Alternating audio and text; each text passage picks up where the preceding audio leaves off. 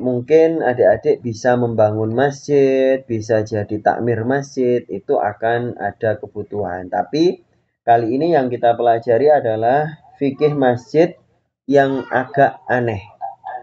Nah, silakan ini dilihat. Ini kali ini Ustadz Brili tidak kasih PDF-nya. Mungkin Ukti Asih, Ukti Emma berharap ada PDF-nya. Mohon maaf, tidak Ustadz kasihkan. Jadi bisa langsung dilihat di websitenya Ustadz Brili ini. Websitenya asmaulhusna.org.id. Hukum masuk masjid, hukum masjid yang bersatu dengan yaitu kuburan, pasar, toilet, diskotik. Nah, ini perlu. Nah, ini tampilannya di awal untuk gambarnya adalah karyanya Ustadzah Humairah. Nah, kemarin di-share kan sama Ustadzah Humairah, siapa yang mau silahkan. Ini dibagikan gratis, tapi cukup mengganti biaya ongkirnya sendiri. Sesuai alamatnya masing-masing. Nah, Ustadz Brili sama istri yang ngurusin pengirimannya ini. Nah, jadi di sini adik-adik, ada hadis misalnya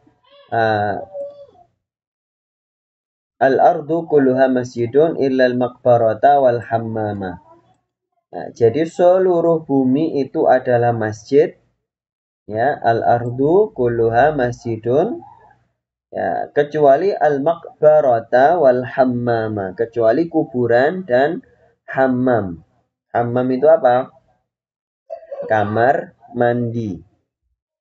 Nah, kamar mandi kalau di zaman Rasulullah ya sama dengan di kita, tapi juga al-hammam itu kadangkala bermakna kamar mandi umum atau toilet umum. Ya, kadangkala bermakna seperti itu.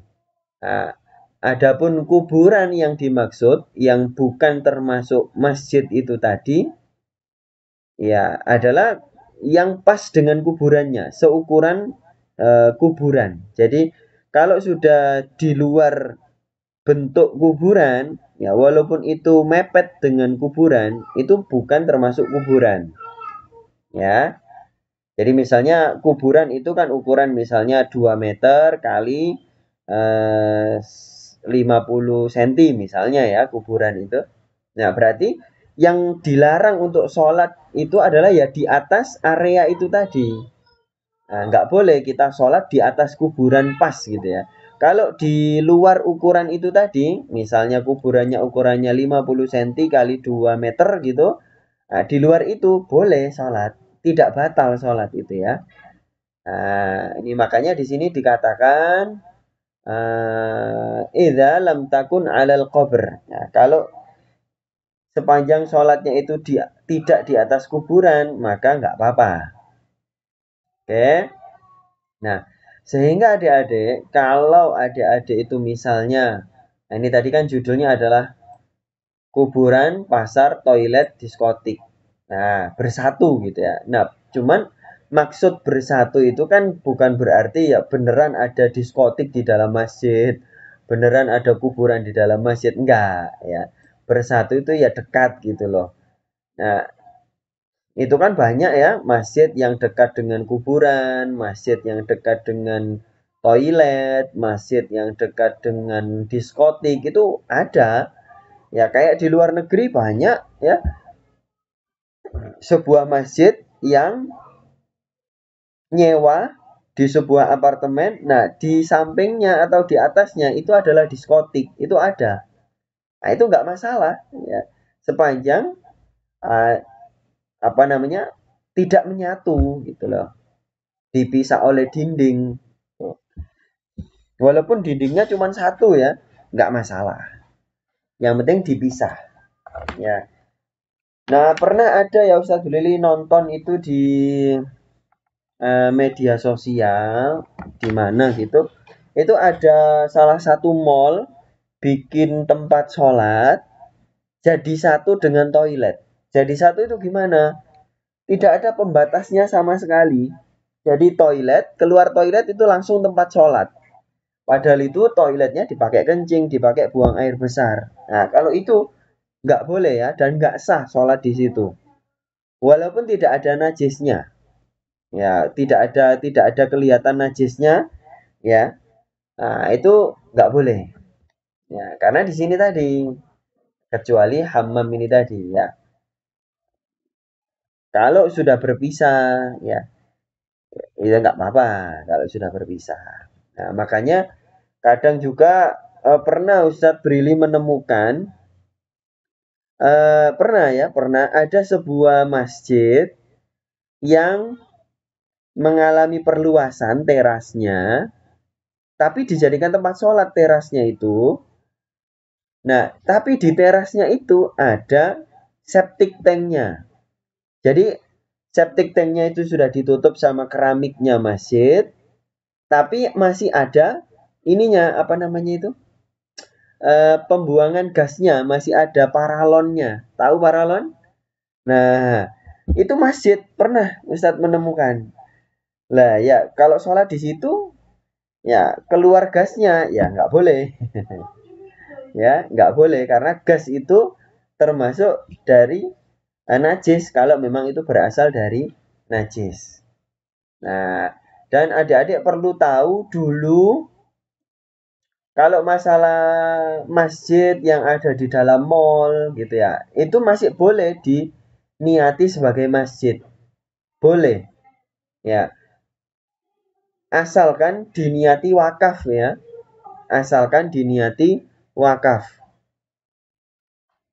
Ya, maksudnya bangunannya ya, mana yang termasuk bagian masjid diniati wakaf, maka boleh disebut masjid dan boleh dipakai iktikaf, boleh dipakai sholat Jumat, ya, boleh dipakai dan tidak boleh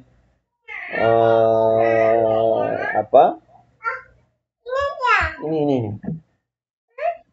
Ya. Ya, jadi ketentuan-ketentuan masjid itu ada di situ. Ya. Dan dulu pasarnya Madinah itu pernah terjadi, pasarnya Madinah itu berdempetan dengan salah satu dindingnya Masjid Nabawi. Nah, ini tidak usah cantumkan hadisnya, tapi ada itu di kitab Nailul Autor kalau nggak salah, atau di mana lah. Pokoknya ada di kitab klasik itu. Nah, jadi nggak masalah kalau kita berjualan di teras masjid misalnya. Nah, sepanjang teras itu tidak dikatakan oleh takmir masjidnya sebagai bagian dari masjid. Ya, misalnya berjualan di halamannya masjid nggak apa-apa. Ya, tapi adik-adik perlu tahu apakah berjualan di masjid itu haram? Nah, ini adik-adik, apakah berjualan di masjid itu haram? Nah, di sini Ustadz Bilil sudah bikin tulisan panjang lebar. Nanti silakan dibaca. Hukum masjid jadi tempat jual beli, tapi untuk kepentingan masjid dan umat. Nah, beda ya. Bukan untuk kepentingan pribadi. Oh, sebentar. Nah, di sini. Nah, kelihatan? Nah, hukum masjid jadi tempat jual beli. Nah, di sini, nah, ini hadisnya mungkin adik-adik sudah pada tahu.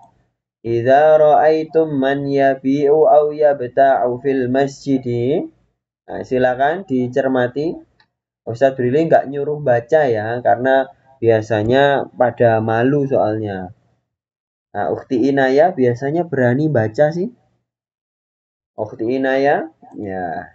Jika kalian melihat seorang yang berjualan, faqulu maka katakan, la arbahallahu tijarataka. Semoga Allah tidak memberikan keuntungan dalam perdaganganmu.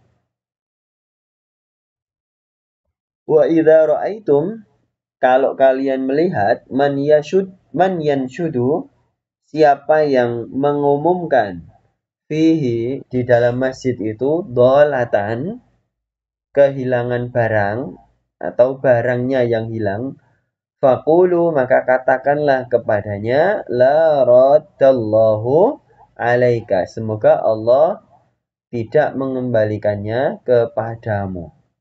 Ya. Soal penjelasannya adik-adik panjang banget. Adik-adik nanti silakan baca karena ini Ustadz terjemahkan dari kitab Faidul Qadir panjang lebar. Sebetulnya Ustadz Billy sudah memberikan PDF materi ini, yang materi tentang jual beli di masjid ini. Mungkin adik-adik sudah lupa ya. Karena sudah lama sih, mungkin 2 tahun yang lalu sudah Ustadz berikan. Bahkan plus teks kitab Arabnya. Nah, di sini ya. Ini yang penting di sini. Wal amalu ala hadza 'inda ba'dhi ahli ilmi karihu al-bai'ah.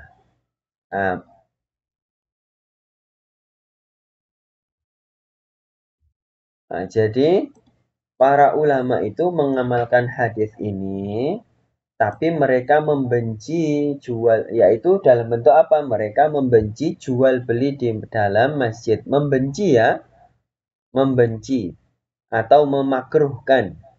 Wa huwa qaulu Ahmad wa Ishaqa, ini adalah pendapatnya atau kesimpulan hasil belajarnya Imam Ahmad dan Imam Ishaq bin Rahawai. Wa qad rakhasa fihi ba'du ahli ilmi, tapi sebagian ulama zaman dulu ya, zaman 900 tahun yang lalu kurang lebih, atau ya 900 tahun yang lalu, para ulama sebagian itu membolehkan fil bai'i wasyira'i fil masjid, boleh jual beli di dalam masjid. Ya, mungkin adik-adik bertanya, "Loh Ustadz, jelas-jelas hadisnya kan kalau ada orang jual beli di masjid, kita disuruh Nabi untuk mendoakan keburukan. Semoga Allah tidak memberikan keuntungan pada perdaganganmu. Loh kok ini ada ulama yang membolehkan jual beli di masjid?" Coba adik-adik punya pertanyaan begitu nggak? Ukhti Sofia, Ummu Ruqayyah, Ukhti Mirna, ada nggak pikiran seperti itu? Loh kok ada ulama yang membolehkan? Kan jelas-jelas Rasulullah mengatakan, kalau ada orang jual beli di masjid, doakan supaya Allah tidak ngasih keuntungan. Nggak ngasih cuan, gampangannya kita bilang. Ya nggak? Ada yang berpikir seperti itu? Berpikir seperti itu? Nah, kalau ada pikiran seperti itu, nah makanya untung adik-adik belajar sekarang. Nah, sebetulnya Ustadz Billy sudah menjelaskan sekitar ya 2 tahun yang lalu hadis ini. Nah, jadi adik-adik kalau membaca hadis ini, ya, oh,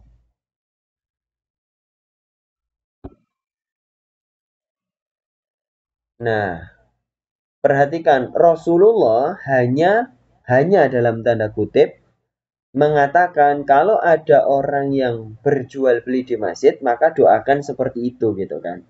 Nabi Muhammad tidak melarang kan di sini. Nabi Muhammad tidak melarang. Ya, Nabi Muhammad hanya nyuruh orang kalau ada yang jual beli, ya omongin dia, semoga Allah tidak ngasih cuan ke kamu.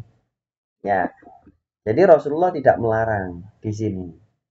Ya, tapi ada kesan Rasulullah tidak suka. Yang namanya tidak suka itu tidak berarti haram. Sama kayak Rasulullah itu tidak suka daging biawak padang pasir.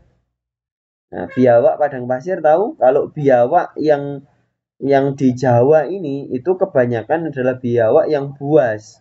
Dia makan hewan. Nah, jadi haram gitu kan. Kalau biawak yang padang pasir itu makannya sayur-sayuran. Jadi dia halal. Tapi Rasulullah tidak suka. Nah, dan tidak berarti kalau kita melakukan sesuatu yang tidak disukai oleh Rasulullah, otomatis kita tidak cinta Rasulullah, tidak begitu ya. Jadi kalau misalnya Rasulullah tidak suka daging biawak ya, maka Tidak berarti kalau kita makan daging biawak padang pasir berarti kita tidak cinta Rasul, ya tidak begitu. Ya tidak begitu. Sama kayak ini tadi, Rasulullah nggak suka dengan orang yang jual beli di masjid. Tapi kalau kita jual beli di masjid, ya tidak berarti kita tidak menghormati Rasulullah.